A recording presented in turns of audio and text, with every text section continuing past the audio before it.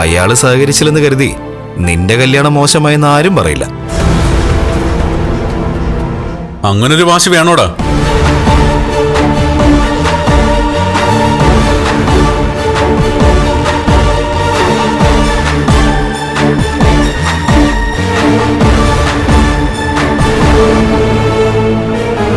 എല്ലാം അങ്ങനെ വാശിയായിട്ട് എടുത്തെങ്കിൽ നീ എന്റെ തണലിൽ ജീവിക്കില്ലായിരുന്നു, എന്നേ രക്ഷപ്പെട്ടാനെ. എനിക്കൊന്നും തരണ്ട. നാളെ മുഹൂർത്ത സമയത്ത് അവിടെ വന്നൊന്ന് നിക്കോ? ഇല്ല, എനിക്കിഷ്ടമില്ലാത്ത കല്യാണത്തിന് ഞാൻ പങ്കെടുക്കില്ലെന്ന് പറഞ്ഞല്ലോ. മഞ്ജു, ഇഷ്ടമില്ലാത്തവരെ എന്തിനാ നീ നിർബന്ധിക്കുന്നത്?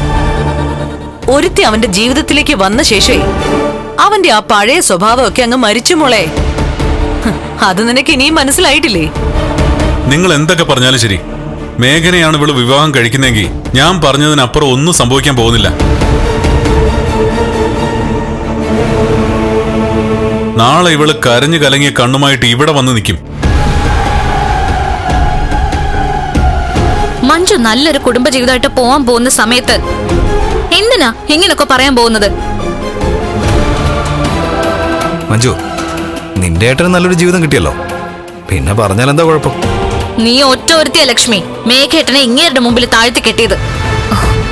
ഞാൻ നടന്ന കാര്യങ്ങളാ പറഞ്ഞത്. നിങ്ങളെ പറ്റിയും പലതും മേഘേട്ടൻ പറഞ്ഞിട്ടുണ്ട്. അതല്ല സത്യമെന്ന് നിങ്ങൾക്ക് പറയാൻ പറ്റുമോ? ഉറപ്പായിട്ടും പറ്റും.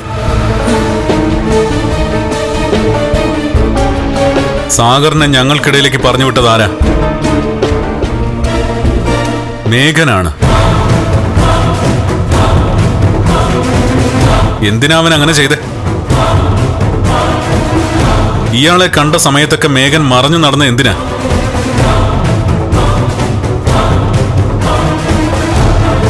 ഇതൊക്കെ അവന്റെ ഭാഗത്ത് തെറ്റുണ്ടെന്ന് ഉറപ്പിക്കുന്ന സംഭവങ്ങളാണ്. അവന്റെ സ്വഭാവം മാറിയെന്നാ ഞാൻ ധരിച്ചത്. പക്ഷെ അവൻ ഒരു മാറ്റവും ഇല്ല. അങ്ങനെയുള്ള ഒരുത്ത ഇനി മാറാനും പോകുന്നില്ല. മുറച്ചെറുക്കനെ കുഞ്ഞുനാൾ മുതലേ മനസ്സിലിട്ടുകൊണ്ട് നടക്കുന്ന നിനക്ക് അവനെ വെറുക്കാൻ കഴിയുന്നില്ല, വിട്ടുകളയാനും പറ്റുന്നില്ല. അത് തന്നെയാണ് നിന്റെ പരാജയവും. ഞാൻ ഇഷ്ടപ്പെട്ട ആളെയാണ് ഞാൻ കല്യാണം കഴിക്കാൻ പോകുന്നത്. അവിടെ ആ കല്യാണത്തിന് സഹകരിക്കുകയാണ് ഏട്ടൻ ചെയ്യേണ്ടത്. പറഞ്ഞു തന്നെ വീണ്ടും പറയാൻ എനിക്ക് താല്പര്യമില്ല. ഇയാളെന്നെ നിർബന്ധിക്കുന്നുണ്ട് കല്യാണത്തിന് പങ്കെടുക്കണമെന്നും പറഞ്ഞു.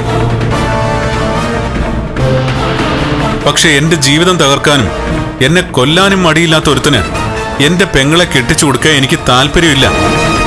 അത് ഞാൻ നിന്നോട് പറഞ്ഞതാ. എന്നാ അത് നീ മുഖവിലേക്ക് എടുക്കുന്നില്ല. അതുകൊണ്ട് നീ പൊയ്ക്കോ. ബാക്കി എല്ലാരും കൂടെ ഉണ്ടല്ലോ. നിനക്ക് വേണ്ടത് നിന്റെ നാത്തൂനും തന്നു കഴിഞ്ഞു. അതിൽ സംതൃപ്തയായി നീ അവനൊപ്പം പോവാൻ നോക്ക്. ഞാൻ നിന്റെ വിവാഹത്തിൽ പങ്കെടുക്കണമെങ്കിൽ നിന്നെ വിവാഹം കഴിക്കുന്നവൻ കുറച്ചെങ്കിലും നിന്നെ സംരക്ഷിക്കുമെന്ന്, നിന്നെ സ്നേഹിക്കുമെന്ന് എനിക്ക് ബോധ്യപ്പെടണം. നാളെ തകരുമെന്ന് ഉറപ്പുള്ള ഒരു ബന്ധവും ഇന്ന് കൂട്ടിയോജിപ്പിക്കാൻ എനിക്ക് ഒരു താല്പര്യവുമില്ല.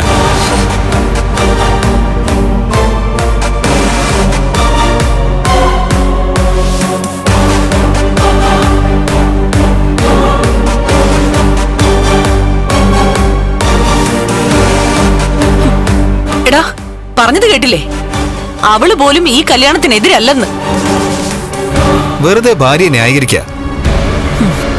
അവര് തന്നെയാ ഈ കല്യാണത്തിന് പങ്കെടുക്കരുതെന്ന് അങ്ങേരെ ഉപദേശിച്ചത്. അത് 100% ഉറപ്പാ.